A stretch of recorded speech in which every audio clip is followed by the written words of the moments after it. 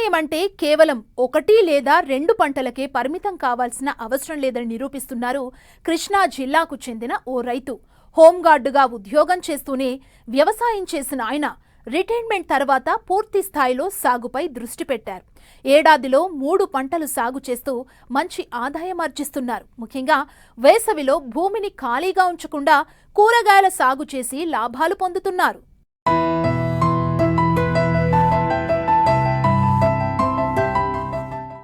ఇదిగో ఇక్కడ కనిపిస్తున్న ఈ కూరగాయల క్షేత్రం కృష్ణా జిల్లా ఉంగుటూరు మండలం ఓండ్రపాడు గ్రామం. ఈ పంటలు పండిస్తున్న ఈ రైతు పేరు అరిశెట్టి మధు. హోంగార్డుగా విధులు నిర్వహించి ఇటీవల పదవి విరమణ పొందారు. ఉద్యోగ బాధ్యతలతో పాటు తనకున్న 2 ఎకరాల వ్యవసాయ భూమిలో పంటలు సాగు చేస్తూ రైతుగా కూడా కొనసాగారు.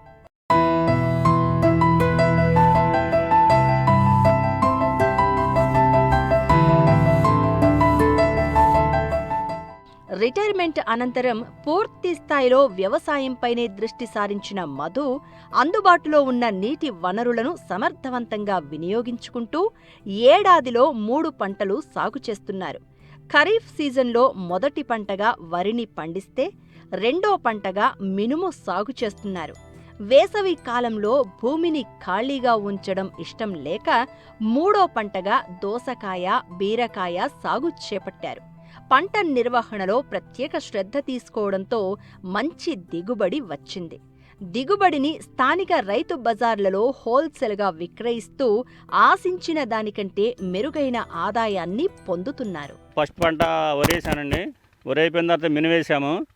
మినుము తర్వాత వేసవికాలంలో ఖాళీగా ఉంటుంది ఎందుకని చెప్పి ట్రై చేద్దామని చెప్పేసి బీరలో దోసలు వేద్దామని చెప్పేసి ట్రై చేశానండి. మాకైతే వాటర్ ప్రాబ్లం లేదు, దానివల్ల వేసాను. ఒక 40 సెంటు బీర ఇస్తాను, ఒక 40 సెంటు ఏమో దోస వేసానండి. దోసకాయలు వచ్చేసి దోస విత్తనం వచ్చేసి కాజాలో పట్టుకొచ్చాను, గుంటూరు జిల్లా కాజాలో. ఇది దోసకాయ అయితే బాగా ఎరక్కాసేసింది. అది కేజీ వచ్చి 450 రూపాయలు తీసుకున్నాడు గింజలో, విత్తనం కింద. బీరలు వచ్చేసి ఎర్రబాలెంలో తీసుకున్నాడు రవి గారు అని చెప్పేసి, ఆయన కూడా 750 రూపాయల దాకా తీసుకున్నాడు 2 కేజీలు విత్తనాలు. అవి కూడా బాగానే మొలిచినాయి, కాపు బాగానే దిగింది. ఈ 40 సెంటు బీర వచ్చేసి 5-6 కోతలు దిగిందండి. కోతకు వచ్చేసి 60 కేజీలు 70 కేజీలు అట్లా వచ్చినాయి. అది రేటు ఉంది కాబట్టి కేజీ వచ్చేసి 25 రూపాయలు చొప్పున వేసాము మార్కెట్లోనే, రైతు బజార్లో వేసేసాము. అది బయటికి అయితే ఇంకెక్కువ వచ్చేదేమో రేటు. ఈ దోసలు కూడా ఇప్పుడు వచ్చేసి 10-15 కోతలు దిగిందండి, ఇంకా 5-6 కోతలు దిగేటట్టు ఉంది. ఇది కూడా కేజీ వచ్చేసి 20 రూపాయలు 22 రూపాయలు చొప్పున అమ్మాను. ఇప్పుడు కొంచెం రేటు తగ్గేసి రైతు బజార్లో అయితే 20 రూపాయలు బోర్డు ఉందో 10 రూపాయలు తగ్గించి చేయమంటున్నారు. అయితే కాయ బాగుంది కాబట్టి 18 రూపాయలకి అట్లా వేసుకుంటున్నారు. వాటర్ ప్రాబ్లం లేదు, బాగానే ఉంది. కాపు కూడా బాగానే దిగిందండి యాసలో. మొత్తం నీటి తడులు వచ్చేసేమో 3 సార్లు పెట్టానండి. సాలుకి వచ్చేసి 4 అడుగులు గ్యాప్ ఇచ్చాను. మొక్క వచ్చేసి 3 గజాలు గ్యాప్ ఇచ్చాను. ఈ మొత్తం ఖర్చు వచ్చేసి ఒక 8,000 దాకా అయిందండి. ఈ స్పేర్ కొడతాం కానీ, ఇత్తనాలు ఖర్చు కానీ, ఏదైనా కానీ కలుపు తీత కానీ ఒక 8,000 దాకా అయింది.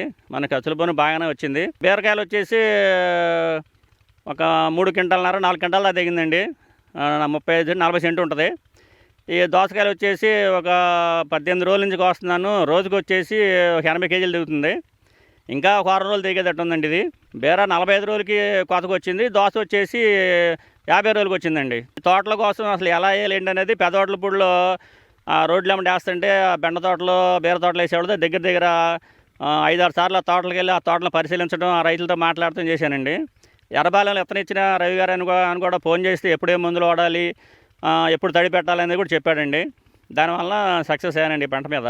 ఈ బుడవేరు పరివాహ ప్రాంతంలో వేసవి కాలంలో రైతులు ఖాళీగా లేకుండా అందరు కష్టపడేవాళ్ళు కాబట్టి, గేదెలు ఉండేవి గడ్డి కోసుకుంటారు, రైతులు అందరూ కష్టపడేవాళ్ళు కాబట్టి వాళ్ళు కూడా శ్రమ అనుకోకుండా ఈ పంటల 3వ పంట వేసి బీర కానీ, దోస కానీ, దొండ కానీ, బెండ కానీ ఏదైనా వేసుకొని శ్రమ అనుకోకుండా చేసి రూపాయి గడించుకోవాలని చెప్పేసి నేను వాళ్ళకు కూడా సలహా ఇస్తున్నానండి.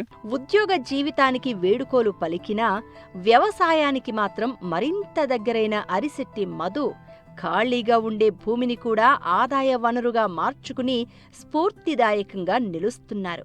నీటి వనరులు అందుబాటులో ఉన్న ప్రాంతాల్లో మూడో పంటగా కూరగాయల సాగు రైతులకు అదనపు లాభాలను అందించగలదని ఆయన అనుభవం చెబుతోంది.